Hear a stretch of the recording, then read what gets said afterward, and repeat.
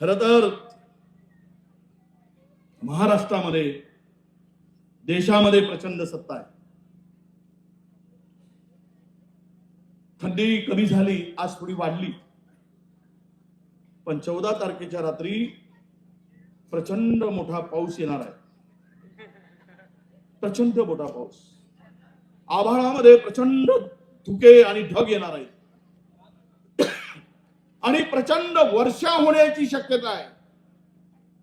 14 तारखेच्या रात्री 13च्या दिवसाला, 14च्या दिवसाला, आणि ते जर पाऊस आणि ढगाळ वातावरण कशामुळे होणार आहे, तो पाऊस कशाचा पडणार आहे, तर तो नोटाचा पडणार आहे. आणि नोटाचा पाऊस पडत असताना ते नोटा घ्यायचे की नाही घ्यायचे ते तुम्ही ठरवा.